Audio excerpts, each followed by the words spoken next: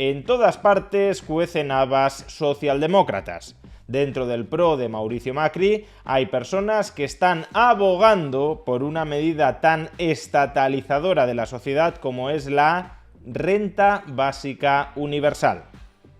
Veámoslo.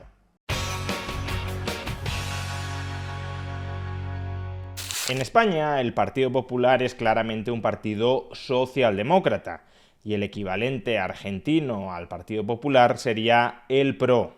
El PRO, fundado por Mauricio Macri, es un partido que en ocasiones quiere hacer gala de formación política pro-mercado, de partido político favorable al capitalismo, a la libre empresa y a la reducción del intervencionismo estatal. Y desde luego, dentro del PRO sí existen algunas personas sueltas que se acercan bastante a estas categorías, pero la mayoría de dirigentes dentro del PRO son exactamente lo mismo que el Partido Popular en España, es decir, socialdemócratas. Es más, hay algunos elementos dentro del PRO que no se contentan con una socialdemocracia contenida, sino que buscan una socialdemocracia desmelenada que expanda de manera muy considerable el tamaño del Estado. Fijémonos si no en la propuesta que está haciendo Darío Nieto, legislador porteño del PRO y exsecretario privado de Mauricio Macri. En este vídeo, Darío Nieto defiende abiertamente promover una renta básica universal en la Argentina. Y lo hace además con los siguientes argumentos. Bueno, equipo, a partir de ahora van a cobrar sin trabajar. Bien, claro. Así que a partir de ahora todo bon, todo legal. Esto se llama renta básica universal y se explica porque a medida que avanza la IA y la tecnología, las sociedades van a poder producir más riqueza con menos horas de trabajo y se van a necesitar nuevas políticas públicas para redistribuir los ingresos y sostener la estabilidad financiera global. Es algo que apoyan desde Elon Musk hasta Manu Ginóbili y la idea es que todas las personas recibamos un sueldo mínimo mensual solo por ser humanos. En el mundo ya hay algunas pruebas como la que está financiando Sam Altman, el CEO de OpenAI, para darle $1000 por mes durante 3 años a personas de bajos recursos y analizar qué pasa. También hubo otros proyectos como el de Santi City que creó Ubi. ¿Y vos, cobrarías por no trabajar? Esto, repito, es algo que viene del PRO. No viene del peronismo, ni del kirchnerismo, ni de los radicales, ni siquiera de los socialistas. Viene del PRO. Son tantos los problemas que tiene este breve vídeo que más vale que vayamos por partes. Primero, si alguien cobra por no trabajar, o mejor dicho, para no caer en las falacias de la teoría del valor trabajo, si alguien cobra sin contribuir a producir riqueza para el resto de la sociedad, es que se está apropiando de la riqueza que ha generado otro. Si todos nos quedáramos de brazos cruzados sin producir riqueza, sería imposible abonar una renta básica universal. Si se puede abonar una renta básica universal es porque aquellos que no producen riqueza, porque voluntariamente deciden no hacerlo, viven a expensas parasitando a aquellos otros que sí producen riqueza. Esto en sí mismo debería ser visto como una inmoralidad. Cuando Darío Nieto dice «¿Y tú cobrarías sin trabajar?» ¿Y vos, cobrarías por no trabajar? Pues obviamente a todos nos gustaría cobrar sin trabajar o sin tener que producir nada que el resto de la sociedad valore. Pero es que hay que plantearse cuál es la contrapartida de cobrar sin trabajar, sin producir riqueza. Y la contrapartida es que estamos esclavizando a otros. Estamos obligando a otros a que trabajen para nosotros.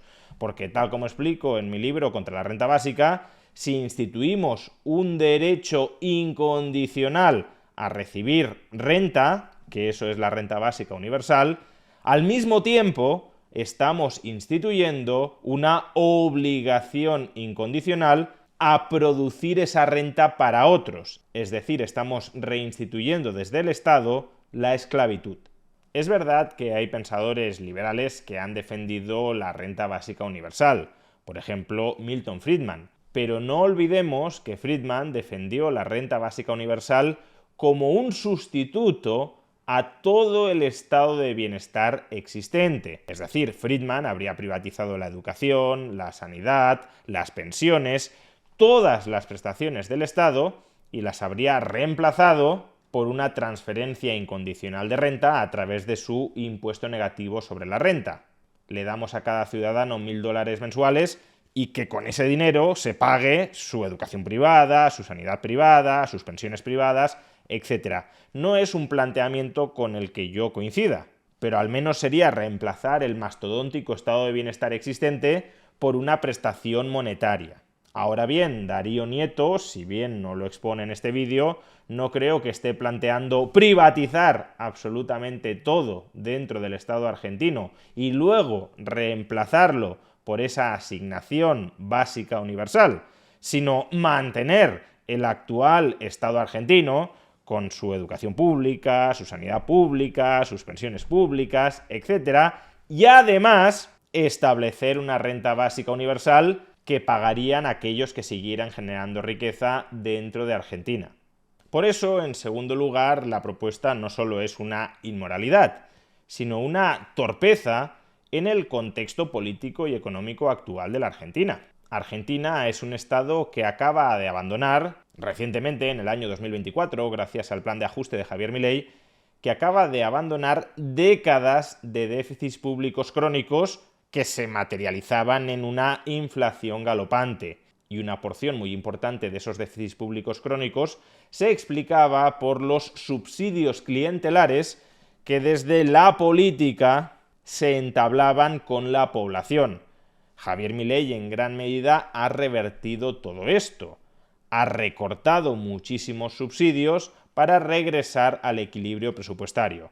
Pues bien, que en este momento en el que la sociedad argentina está aprendiendo a convivir con el equilibrio presupuestario y con la eliminación de los subsidios estatales desde el PRO, se plantee un programa de gasto masivo, porque pagar 1.000 dólares mensuales a todos los argentinos supone un volumen de gasto público estratosférico, que se esté planteando legitimar un programa de gasto público masivo, dirigido además a subsidiar al conjunto de la población, es una forma de volver a meter al país en los mismos vicios, corregidos y exponencialmente aumentados, que lo han abocado a la ruina absoluta durante las últimas décadas. Y de hecho, en tercer lugar, se trata de una política cuyos resultados ya han sido testados y son disfuncionales. Darío Nieto dice que se están investigando ahora sus efectos.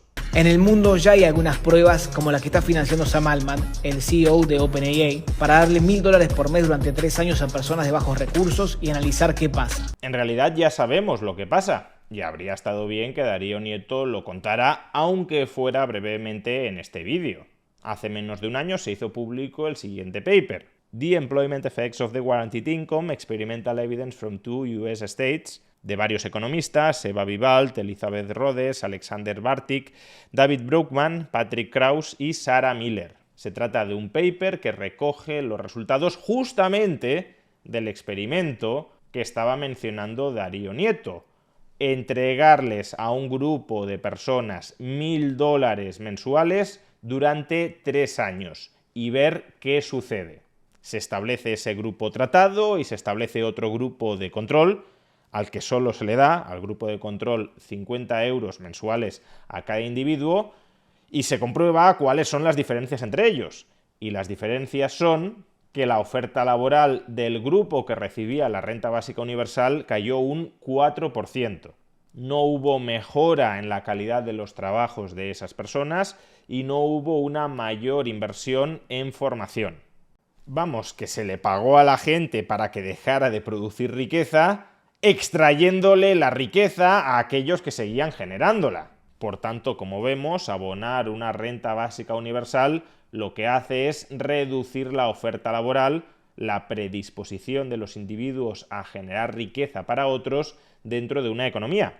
Y eso, que este tipo de experimentos tienen una limitación muy importante, y es que las personas que reciben esta transferencia incondicional de 1.000 euros mensuales durante 3 años saben que esa transferencia solo la van a recibir durante el periodo en el que dure el experimento, es decir, 3 años. La renta básica universal supone que sus perceptores la reciben para siempre, indefinidamente, y la respuesta laboral no es la misma si sabes que dentro de 3 años vas a dejar de recibir ese subsidio y que por tanto si abandonas tu puesto de trabajo para no hacer nada en 3 años tendrás que reincorporarte al mercado laboral en unas condiciones que pueden ser peores que las actuales, no es lo mismo eso que si te dijeran durante todo el resto de tu vida vas a recibir $1.000 mensuales. En ese caso es muy previsible que la reacción laboral de los beneficiarios de la renta básica universal fuera aún mayor de la que haya este experimento controlado. No solo eso, estos experimentos son relativamente baratos, porque implican a un número reducido de participantes. Por ejemplo, en el paper anterior eran 1.000 personas las que cobraban $1.000 mensuales durante 3 años. Pero si se estableciera una renta básica universal sobre la totalidad de los ciudadanos de un país, el coste de esa medida, como ya hemos dicho, sería estratosférico, y eso implicaría una fortísima subida de impuestos, con lo cual la oferta laboral no solo caería desde el lado de los que perciben la renta básica para no trabajar, sino que también la oferta laboral, la generación de riqueza dentro de esa sociedad, se reduciría por el efecto de la cuña fiscal. Impuestos mucho más abusivos sobre los ciudadanos llevarían a que estos trabajen menos, ahorren menos, inviertan menos, emprendan menos. Tanto desde el lado de quien paga como desde el lado de quien recibe, habría una notable caída en la propensión a generar riqueza dentro de esa sociedad. Y eso, desde luego, no es algo que necesite ninguna sociedad, pero mucho menos la Argentina. Sin embargo, los habrá que argumenten que la renta básica universal es una consecuencia inexorable de la creciente difusión y del creciente perfeccionamiento de la inteligencia artificial. De hecho, este es un argumento que formula el propio Darío Nieto. Y se explica porque a medida que avanza la IA, la tecnología, las sociedades van a poder producir más riqueza con menos horas de trabajo y se van a necesitar nuevas políticas públicas para redistribuir los ingresos y sostener la estabilidad financiera global. Pero esto es algo tremendamente especulativo, porque de hecho todavía no están muy claros cuáles van a ser los efectos últimos de la implantación, generalización y perfeccionamiento continuado de la inteligencia artificial. Ya dedicamos un vídeo bastante más extenso a analizar esta cuestión. Por ejemplo, supongamos que la inteligencia artificial consigue multiplicar la productividad por hora trabajada. Pues bien, en un entorno de libre competencia en el uso, difusión, implantación, copia, emulación de la inteligencia artificial, esto podría traducirse simplemente en una fortísima caída de los precios de todos los bienes y servicios, o al menos de muchísimos bienes y servicios, de manera que la redistribución de las ganancias de esa productividad social se efectuarían, sobre todo, a través de aumentos de los ingresos reales de los ciudadanos. Con un mismo ingreso nominal, dado que los precios son muchísimo más bajos, tendrían acceso a una cesta de bienes y servicios muchísimo mayor. Claro que aquí podría contraargumentarse que la inteligencia artificial, sobre todo si se convierte en una inteligencia artificial general, o no digamos ya en una superinteligencia artificial, que la inteligencia artificial nos dejará a todos sin empleo, que ya no habrá ningún trabajo que pueda ejecutar el ser humano, y por tanto si nos quedamos todos desempleados no tendremos ingresos. De tal manera que por mucho que bajen los precios de los bienes y servicios, si no tenemos ningún ingreso no podremos comprar ninguno de esos bienes y servicios.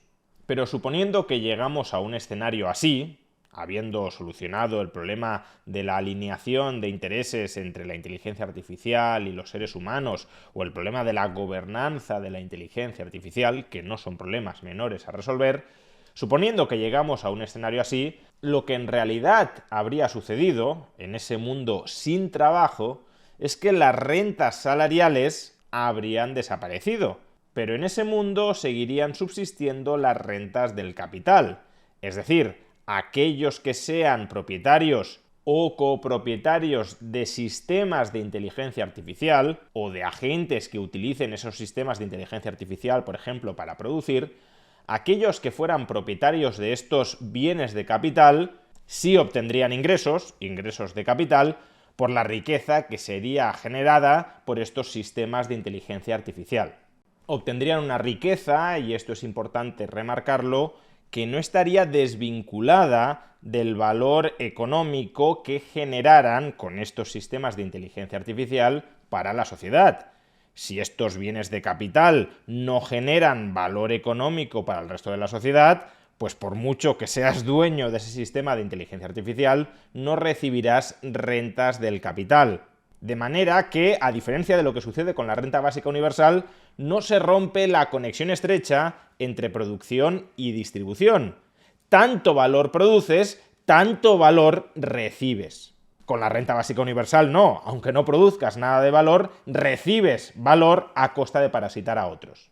Y si uno cree que nos dirigimos hacia ese escenario futuro, que es algo posible, no es seguro, pero es algo que podría llegar a suceder, si uno cree que nos dirigimos hacia ese escenario futuro donde el trabajo humano deja de ser necesario y todo el esfuerzo productivo es desarrollado por máquinas movidas por inteligencia artificial, entonces, si uno es liberal, si uno pretende afrontar con una perspectiva liberal libertaria ese escenario futuro, distinto desde luego del que tenemos hoy, lo que debería empezar a proponer, lo que debería empezar a plantear, no son rentas básicas universales, capturadas y redistribuidas a través del Estado. Lo que debería empezar a impulsar son mecanismos de ahorro y de inversión patrimonial individual para que los individuos, los ciudadanos de una sociedad, se vayan convirtiendo progresivamente en propietarios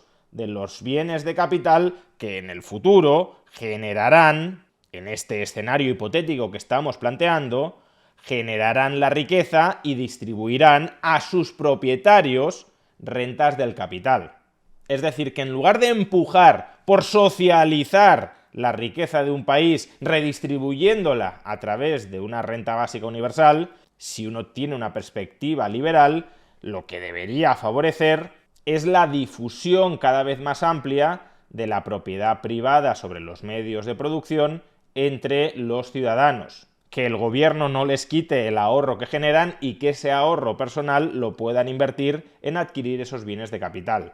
De esa manera pasaríamos a lo que se conoce como una sociedad de propietarios. Y en lugar de recibir una renta básica universal del Estado, los propietarios accionistas de esos bienes de capital recibirían una renta patrimonial. Pero claro, para avanzar en esa dirección privatizadora, donde el Estado no parte y reparte la tarta social, sino que ésta es controlada descentralizadamente mediante derechos de propiedad privada por los individuos que componen esa sociedad, para ir avanzando en esa dirección, uno ha de tener una perspectiva liberal o libertaria, y no una perspectiva socialdemócrata o incluso socialista como la que tienen muchos miembros del PRO.